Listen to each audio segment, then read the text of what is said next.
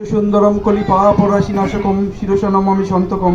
প্রণাম জানাই জগৎজনী শ্রী শ্রী বর্মা, পরমপূজ্য শ্রী শ্রী বর্তা, আচার্যদেব শ্রী শ্রী দাদা এবং গুরুকুলের সকল সদস্যের প্রতি। আজকে গৃহকর্তা সত্যেন্দ্রনাথ দাদার যে ছেলের বিয়ে উপলক্ষে আজকে সান্ধ্যকালীন সৎসঙ্গে উপস্থিত ঠাকুরের পুত্র পাঞ্জাধারী কর্মী, সম্মানিত সভাপতি এবং উপস্থিত বিশেষ অতিথিবৃন্দ, সস্তয়নী গুরুভ্রাতা এবং অন্যান্য গুরুভ্রাতা এবং মাতৃমণ্ডলী সকলকে আনন্দিত জয় গুরু আমি সন্তকম প্রণাম জানাই জগৎজনী বর্মা, পরমপূজ্য আলোচনা করি আচার্য শ্রী শ্রী দাদা এবং ঠাকুর সকল সদস্যের প্রতি। এর যে আলোচনা গৃহকর্তা সত্যেন্দ্রনাথ, সেই আলোচনা দাদা কিছু আলোচনা ছেলের বিয়ে উপলক্ষে ঠাকুর বলছেন যে বিয়ে একটা হচ্ছে দিল্লি কা লাড্ডু, খেলেও পস্তায় না খেলেও পস্তায়। বিয়ে একটা দিল্লি কা লাড্ডু কা বিষয়, মানে খাওয়ার জন্য পস্তায়, আবার খেয়ে না খেয়ে পস্তায়। বিষয়টা কেমন? বিষয়টা আপনারা জানেন যে দুই একদিন আগে পলাশ নামের এএসপি একজন আত্মহত্যা করছে, নিজে রিভলভার দিয়ে সুসাইড করেছে। কি কারণে? ওই যে মাথায় যে গুরু বৃহস্পতির মতো একজন গুরু যদি না থাকে তো ভুল পথে পরিচালিত হয়। ওই যে খেয়ে পস্তাচ্ছে, বিয়ে করে পস্তাচ্ছে ওই পলাশ বাবু। কেন? ওই যে স্ত্রীর সঙ্গে বনাবনি নাই, অশান্তি, এটাই তো মূলত কারণ। মাকে দেখতে পারে না স্ত্রী, এটাই হয়। লোভে পড়ে বিয়া, হয়তো মাকাল ফল দেখে বিয়ে শাদী এরকম ভালো কিছু দেখছে, কিন্তু তার ফ্যামিলির সঙ্গে যে অ্যাডজাস্ট হচ্ছে কিনা সেই বিষয়গুলো দেখার আছে। কারণ ঠাকুর বলছে বিয়েকে খেলনা ভাবিও না। ঠাকুর বলছে যে খেলনা ভাবা যাবে না এটা, কারণ দক্ষ গুরুর দীক্ষা নিয়ে ওই বিয়ের মতো এক যুদ্ধক্ষেত্র, সংসারের এই যুদ্ধক্ষেত্রে প্রবেশ করতে হবে। যেমন মালা গাঁথতে গেলে ফুল, অনেকগুলো ফুল থাকে, সেই ফুলের যেখানে গেরো দেওয়া হয় সেই দুই ফুলের অবস্থানটা ঠিক ওই সংসারের যে বিয়ের মতো করে, ওই বিয়ের মধ্য দিয়ে মালার মতো গিফটটা দিতে হবে। সেই গিফটটা দিয়ে ওই ফুলের মতো করে সুন্দর একটা ঘর সংসার জীবনযাপন করতে হবে। আর সে কারণেই গুরু বৃহস্পতির মতো একজন গুরুর দরকার। সদ্গুরু শ্রী শ্রী ঠাকুর অনুকূলচন্দ্রের আদর্শে যদি এইভাবে আমরা চলতে পারি, তাহলে হয়তো ওই বড় বড় বিপদ থেকে রক্ষা পাওয়া যাবে। পলাশ বাবুর যদি এরকম গুরুর দীক্ষা থাকতো, হয়তো বা আর তাকে এইরকম অকালে আত্মহত্যা করতে হতো না। কারণ তার শরীরটা, এই শরীরটা শুধু তারই একার ছিল না। আপনারা জানেন যে ভগবান শ্রীকৃষ্ণের যদি কেউ মহাভারতটা দেখে থাকেন, ওইখানে এমন একটা ঘটনা ছিল যে অর্জুন একসময় আত্মহত্যা করতে যাচ্ছিল। ভগবান শ্রীকৃষ্ণের যে প্রিয় ভক্ত অর্জুন, সে প্রতিজ্ঞাবদ্ধ হয়েছিল যে ওই ব্রাহ্মণের সন্তানটাকে রক্ষা করবে, কিন্তু সে রক্ষা করতে পারে নাই, বিধায় আত্মহত্যা করতে যাচ্ছিল। ধনুর্বাণ দিয়ে ওই আগুন জ্বালিয়ে সেই আগুনে নিজেকে আত্মাহুতি দিবে। ভগবান শ্রীকৃষ্ণ এসে তাকে থামাইয়ে দিল, বলল, অর্জুন, তোমার ওই শরীরটা শুধু তোমার নয়, ওটাতে আমাদেরও অধিকার আছে, প্রত্যেকের। ঠাকুরও তাই বলছেন যে তুমি তোমার নিজ পরিবারের, দেশের, দশের বর্তমান এবং ভবিষ্যতের জন্য দায়ী।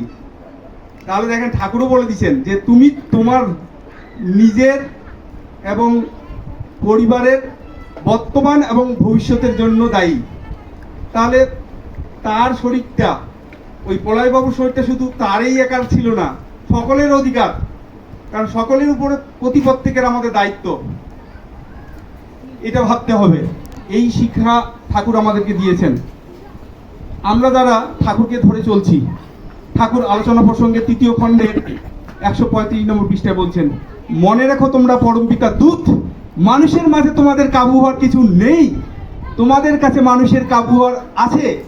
কারণ তোমরা যে ধনে ধনী, সে ধন তাদের নেই, অথচ সে ধন তাদের প্রয়োজন। তোমরা কারো কাছে কাঙ্গাল নও, কাঙ্গাল যদি হতে হয় তবে তা তাদের মঙ্গলের জন্য।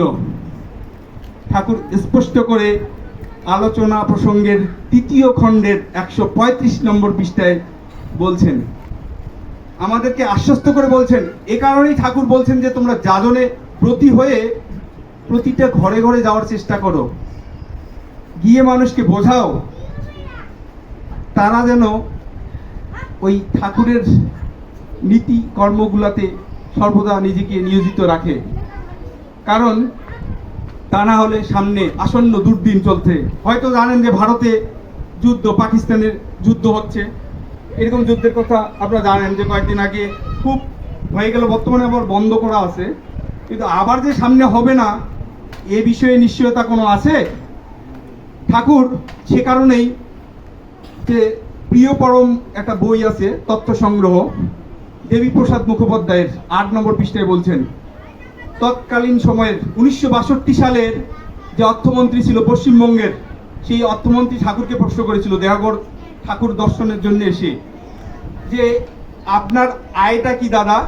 ঠাকুর বলছেন আয় হচ্ছে আমার মানুষ। আর আপনার ব্যয়টা কি? ঠাকুর বলছেন ব্যয় হচ্ছে ভালোবাসা। তো এই যে ভালোবাসাটা যদি ঠাকুরের কাছ থেকে আমরা শিখতে পারি, এই ভালোবাসা শিখতে পারলেই আমাদের সফলতা, তাহলেই আমাদের সার্থকতা। ঠাকুর ধরার কয় মিনিট হলো? আর 2 মিনিট। যাই হোক, এই যে আমাদের সার্থকতা, কারণ ঠাকুর বলে দিয়েছেন স্পষ্ট করে যে হিংসা হিংসা বাড়ায়, প্রীতি বাড়ায় প্রীতি, করবে যেমন পাবেও তেমন, এটাই সাধারণ নীতি। তো এই হিংসাকে হিংসা করা যায়, হিংসাকেই শুধু হিংসা করা যায়, তাছাড়া হিংসা চলবে না, প্রীতি বাড়াতে হবে। ঠাকুর এই শিক্ষাই তার আদর্শের মধ্য দিয়ে শিক্ষা দিয়েছেন। ঠাকুর অনেক সময় কেঁদে কেঁদে বালুস ভিজিয়ে ফেলতেন। এই যে লোকজনের কথা, দুস্থ লোকদের কথা ভেবে ভেবে কোনো রাত ঠাকুরের ঘুমেই হতো না। কেঁদে কেঁদে বালুস ভিজাই যাইতো। ঠাকুর বলতো যে তাদের রক্ষা কর, আশ্বস্ত করে বলতে ভক্তদেরকে যে দাও, তাদেরকে বাঁচাও, তাদেরকে রক্ষা করো, সামনে দুর্দিন। এই বাঁচার কাণ্ডারি হচ্ছে তোমরাই আমার ভক্তরা, তোমরাই বাঁচাবে তাদের। এই দায়িত্ব প্রত্যেকের। ঠাকুর দায়িত্ব আমাদেরকে বুঝাই দিচ্ছেন যে দায়িত্ব পালন করতে হবে বাঁচানোর জন্য। যাজনে ব্রতী হও। যাজন মানে এই নয় যে ধরে দীক্ষা দেওয়া, দীক্ষাটা নিতেই হবে জোর জবরদস্তি, এমনটা ঠাকুর বলে নাই। আলোচনার মধ্য দিয়ে তার সঙ্গে ভালো মন্দ কুশল বিনিময়ে করে তারা যেন তোমার বা আমাদের আদর্শ দেখে মুগ্ধ হয়ে দীক্ষা নেয়। তাকে যে ঠাকুর ধরো এই কোথাও বলতে ঠাকুর নিষেধ করেছেন। আলোচনা প্রসঙ্গে ঠাকুর বলছেন যে তোমার আচার ব্যবহার দেখে, আলোচনা তার সঙ্গে ভালো গল্প গুজব করে সে যেন খুশি হয়ে সে যেন ঠাকুরের আদর্শে দীক্ষা নেওয়ার চেষ্টা করে। এইটা হচ্ছে প্রকৃত যাজন। জোর করে ধরে দীক্ষা দেওয়া এটা কখনোই ঠাকুর চায় নাই। আর সময় কি শেষ? তো শুধু ভক্ত স্বজন দাদা ও মায়েরা, আপনারা প্রত্যেককে ঠাকুরের আদর্শে